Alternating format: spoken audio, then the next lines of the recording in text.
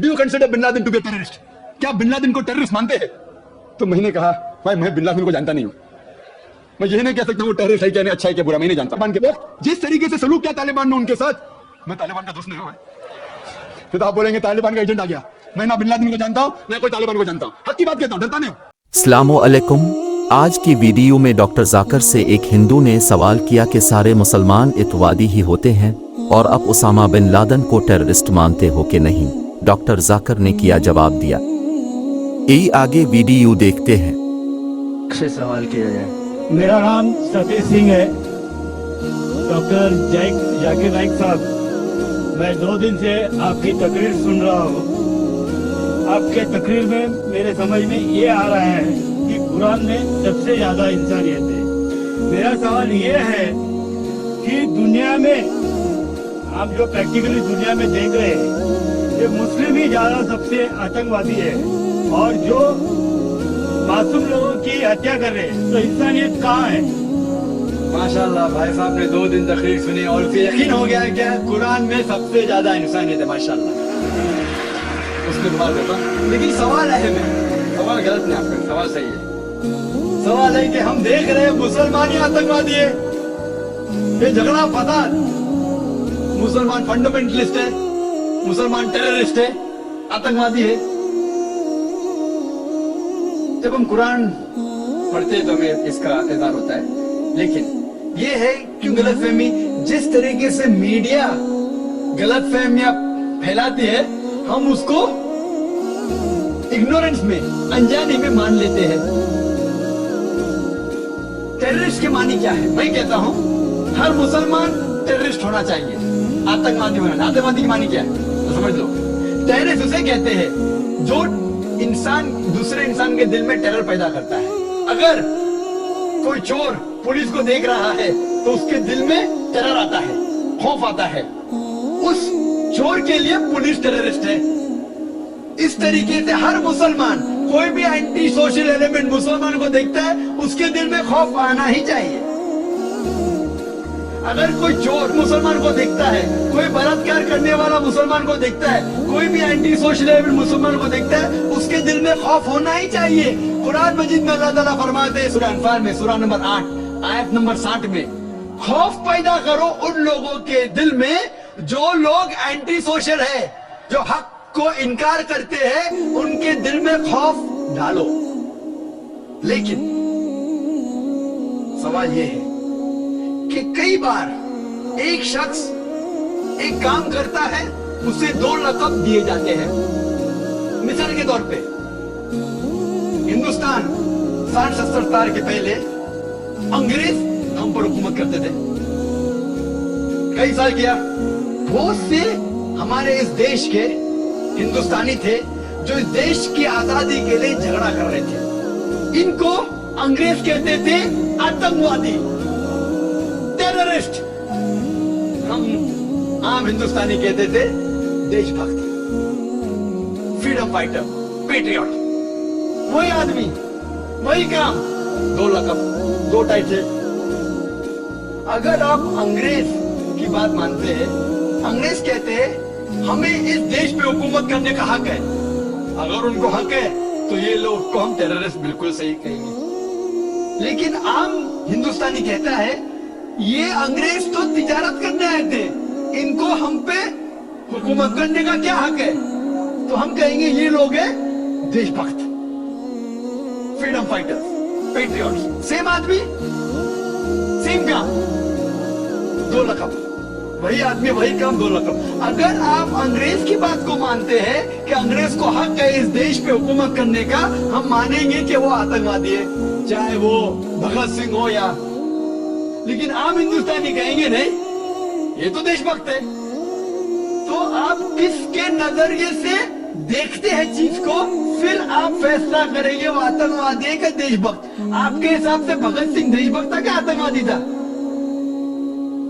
सतीश भाई, देशभक्त आतंकवादी नहीं था ना? था के भगत सिंह देशभक्त था क्या आतंकवादी था? देशभक्त। हाँ, मैं भी समझता हूँ देशभक्त था। हम अंग्रेज की बात को नहीं मानते। तो जब अंग्रेज टेलीविजन पे कहते, CNN, BBC पे कि मुसलमान आतंकवादी, आप क्यों मानते? सवाल वो नहीं है। मेरा जो सवाल था, आता मेरा पूरा जवाब मुकम्मल नहीं हुआ। जवाब मुकम्मल होगा फिर आपको मौका दूंगा मैं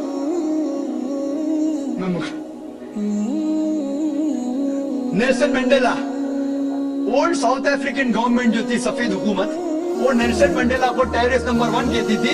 उसे अरेस्ट करके रॉबिन आइलैंड में 25 साल के लिए कैद कर दी। Terrorist number 1। जब नई हुकूमत आती है उसे छोड़ देती है, उसे प्रेसिडेंट बनाती है, टेररिस्ट बन जाता है प्रेसिडेंट। चंद साल बाद उसे नोबेल प्राइज फॉर पीस मिलता है।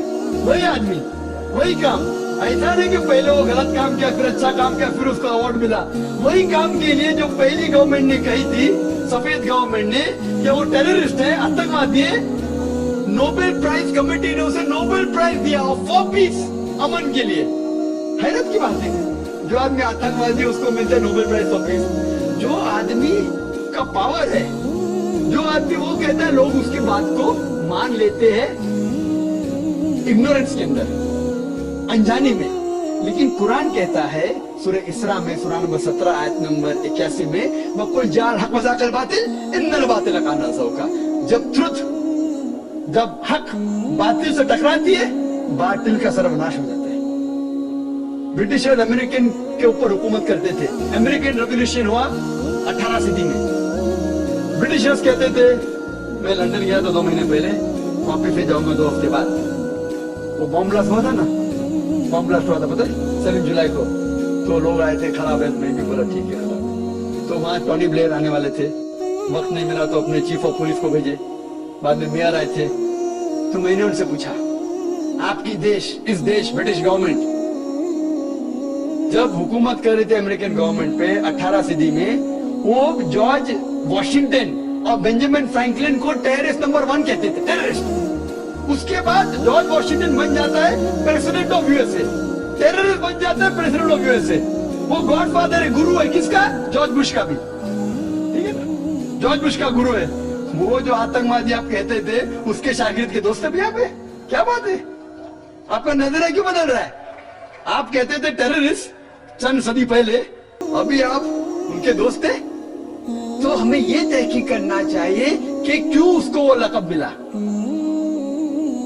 अगर जो 11 सितंबर को हुआ था न्यूयॉर्क के अंदर, आप जो कह रहे ना मुसलमान मुसलमान, उसके ऊपर जवाब तो अभी आ रहा है। ये तो खाली वो स्टार्टर्स बोलते ना, स्टार्टर्स सूप पीते पहले तो जरा बराबर खड़ा होता है। मेन मील तो अभी है। मुझे एक शख्स ने पूछा था जब मैं ऑस्ट्रेलिया गया था और इंग्लैंड के अंदर भी, doctor Zakir Naik, do you consider bin Laden to be a terrorist? क्या बिन लादेन को टेररिस्ट मानते हैं? तो मैंने कहा, मैं बिन लादेन को जानता नहीं हूँ, मैं ये नहीं कह सकता वो टेररिस्ट है क्या नहीं, अच्छा है क्या बुरा, मैं नहीं जानता हूँ। कुरान में लिखा है सूरह हुजुरात में, सूरह नंबर 49 आयत नंबर 6 में, कि जब भी कोई बात कोई कहता है पहले तहकीक करो फिर दूसरे तक पहुंचाओ। अगर मैं CNN और BBC की बात मानूं तो मुझे कहने पड़ेगा कि बिन लादेन टेररिस्ट है, लेकिन मैं क्यों मानूं बात उनकी? क्योंकि मैं आदमी हूं जो घूमता हूं, मीडिया में जानता हूं माशाल्लाह।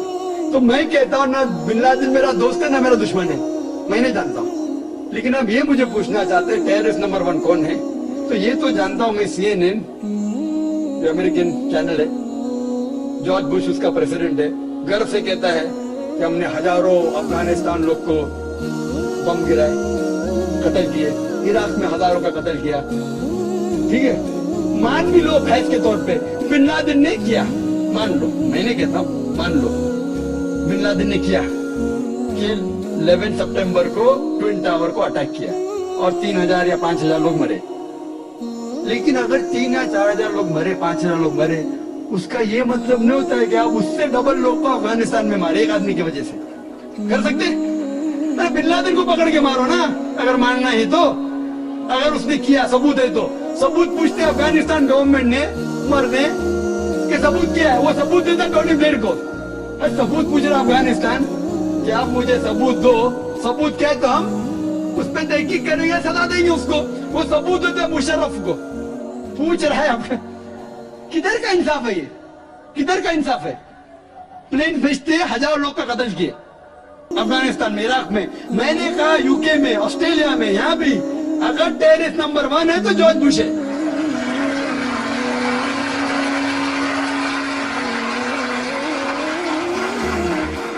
ट्विन टावर को किसने गिराया? CIA, FBI का क्या बजट है? इन लोग घर से कहते अगर परिंदा भी पेंटागन के ऊपर उड़ेगा तो हम पहचान सकते। एक हवाई जहाज 1.5 घंटे बाद आके उस पर ठोक देता है, उनको पता ही नहीं चलता है। बहुत से अमेरिकन लोग, मुस्लिम लोग छोड़ो, क्या कहते, अमेरिकन लोग, क्रिश्चियन लोग कहते कि ये इनसाइड जॉब था, अंदर की बात थी, ये अंदर की बात। जिस तरीके से ट्विन टावर गिरा वो प्लेन के जरिए गिर नहीं सकता है। कितने लोग कहते हैं कि ये जॉर्ज बुश ने किया अपने वोट बैंक के लिए। कल मैं कह रहा था ना पॉलिटिशियंस के बारे में, कल की तकरीर सुनी ना आपने, हकीकत लगी क्या ने? क्या होगा? 5,000 लोग को मारो, वोट तो मुझे मिलेगा। $1 ट्रिलियन नुकसान, क्या फर्क पड़ता है? अगर नहीं गिरा हुआ ट्विन टावर को तो मैं थोड़ी इलेक्शन में आऊंगा। क्या करो? 1,000 लोग का कत्ल करो, नुकसान करो करोड़ रुपए का, मैं तो आ गया वापस सीट पे। ये मैं नहीं कह रहा हूं, ये मैं नहीं कह रहा हूं, ये अमेरिकन लोग कह रहे, तो गलत है। मैं नहीं कह रहा हूं कि जॉर्ज बुश ने गिराया, मैं जानता ना, मैंने देखी थोड़ी की। मैं कह रहा हूं कि बाकी लोग क्या कह रहे। अमेरिकन लोग कहते हैं कुछ लोग कि बिन लादेन ने क्या, कुछ ने कहा जॉर्ज बुश, लेकिन ये तो मैं जानता हूं कि मैं टीवी पे जो देखा हूं वो खुद के चैनल के ऊपर कि जॉर्ज बुश घर से कह रहा 1,000 लोग को मैंने मारा, इसीलिए मैं जॉर्ज बुश को टेररिस्ट नंबर 1 कहता हूं। ये बाबरी मस्जिद में जो हुआ हिंदुस्तान में, गुजरात में क्या हुआ, वोट बैंक के लिए हिंदू मुस्लिम में झगड़ा करो। बाबरी मस्जिद को कौन जानता था पहले? आप जानते थे?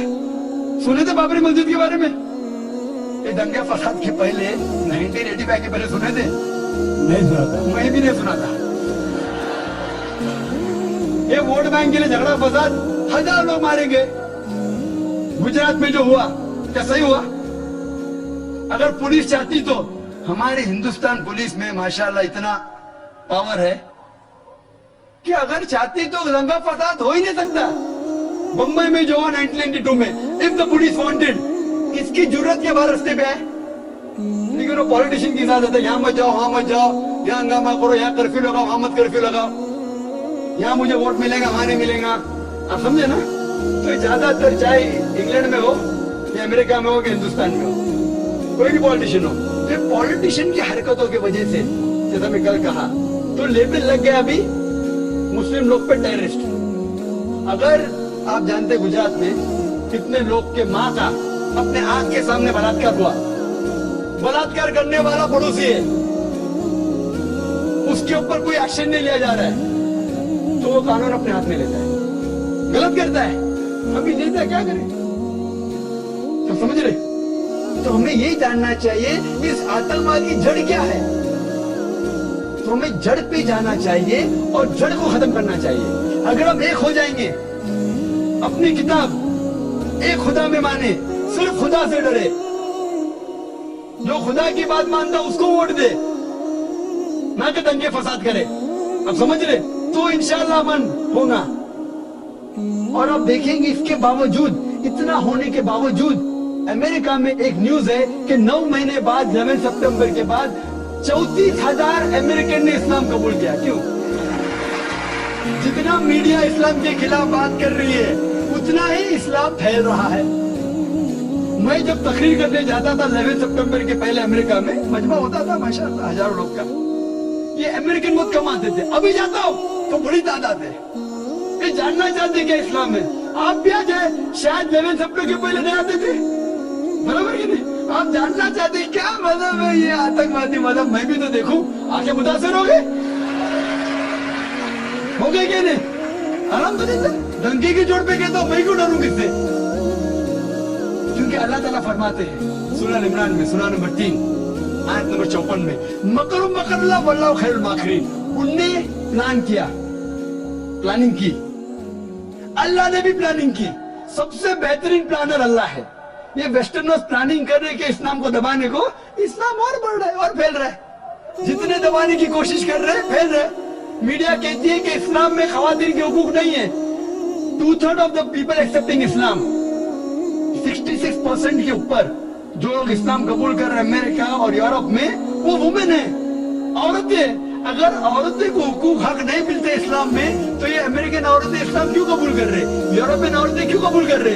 क्योंकि इनको इस्लाम में जितने खराबी दुनिया में है उसका हल मिल रहा है।